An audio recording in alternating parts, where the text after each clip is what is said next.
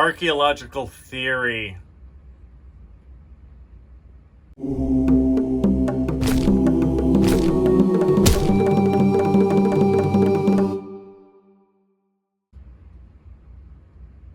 Okay, archaeological theory. Let's just get into it. So what's theory? Okay, first, we need to realize that theory in general is just a way of explaining the past. All right? That doesn't seem so bad. Hey, Kinkella, I just want to explain the past. Great. But the devil, my friend, is in the details. So, when we kind of choose a theory, in archaeology, all we're doing is we're choosing an angle that we think is the most important angle of all to look at the past with. It could be a theory that's based in the environment. It could be a theory that's based in Karl Marx. It could be a theory based on the structure of society or the structure of the mind, or on and on and on and on and on, right? There's a never-ending choice of theories. And the downside with all this stuff is a lot of times it goes too far, right? So we want to be very careful in archaeology, and this is such an easy pitfall to fall into. We want to do good archaeological work first and foremost. We want to collect good archaeological data first and foremost. We don't want to just pick the theory of the day and slap it on somebody's good work from like 50 years ago and go, oh, the work they did 50 years ago, oh, they were so ill-informed.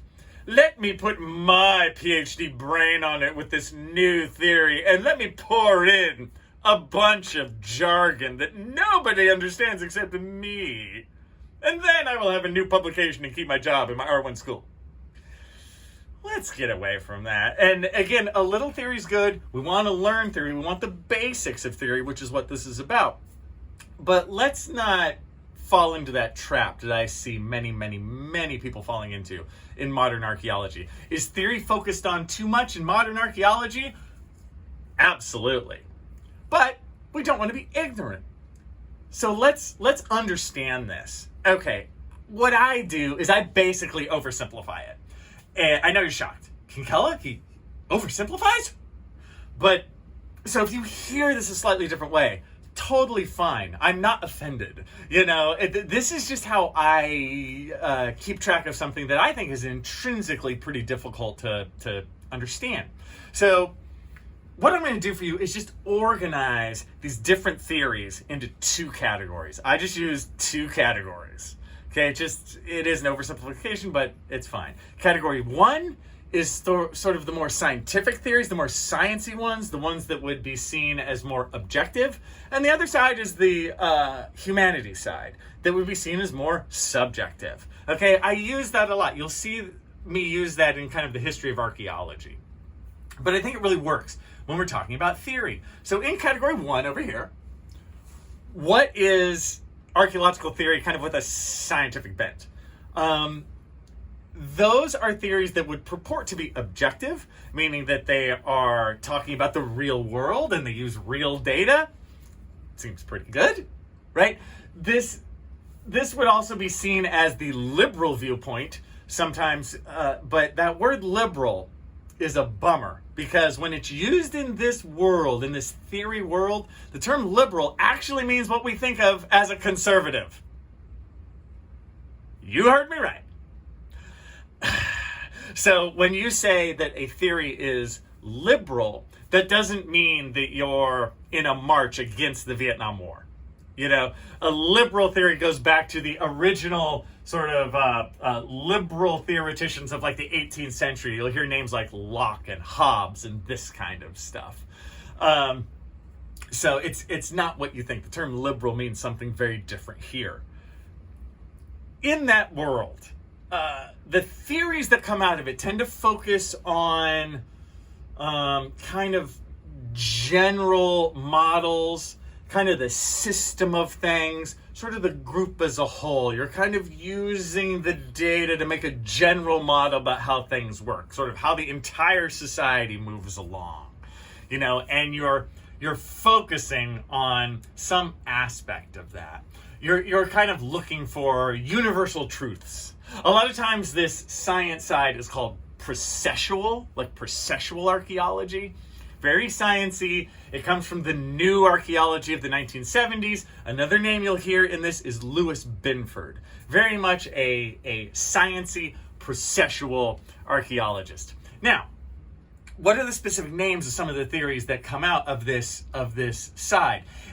What I find the short way to understand this is anytime you hear the word environment or environmental or ecology, that tends to be this side of theory. Like environmental determinism, cultural ecology, right? These kinds of things. That is very of this mold.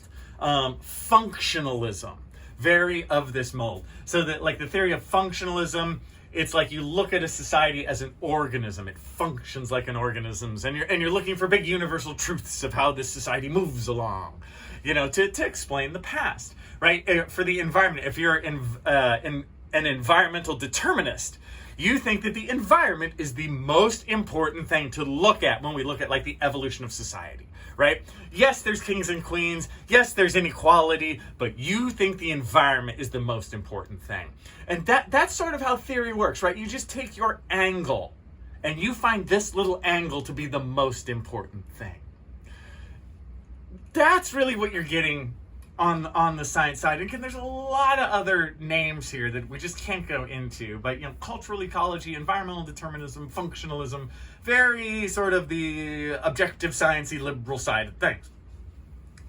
In the other corner, you have what we are going to call the humanities side, the objective side. Sometimes it's not liberal, sometimes this is referred to as the radical side.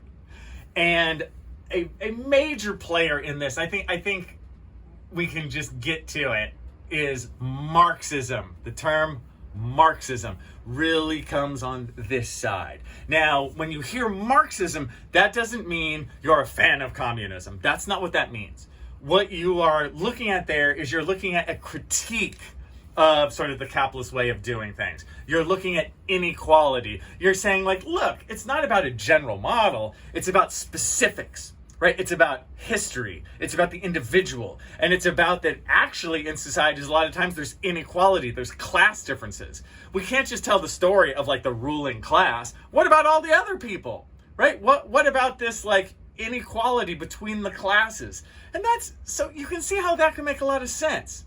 A lot of cultures are going to have that sort of thing. Once you get a chief or somebody who's running the society, there's inequality before that, right? So that's an important aspect of looking at the past. It's not all just about general models. And in that world, if you're looking at other sort of theories that come from that Marxist world, stuff like feminist theory or queer theory, these kind of things, they're going to be in that Marxist model, right, of kind of looking at inequality. You will also hear terms on that side like deconstruction, post-processualism. The post-processual person, say that 3 times, is Ian Hodder. So you sort of have this Louis Binford on the sciencey side, Ian Hodder on the humanities post-processual side, right? These sort of major characters that you come back to. Anytime the term post comes up, it's sort of in that humanities world. You'll even have something as wild as post-structuralism. Now, regular structuralism, you'd think like, oh, that just must be about like pyramids and stuff, like structures. Nope.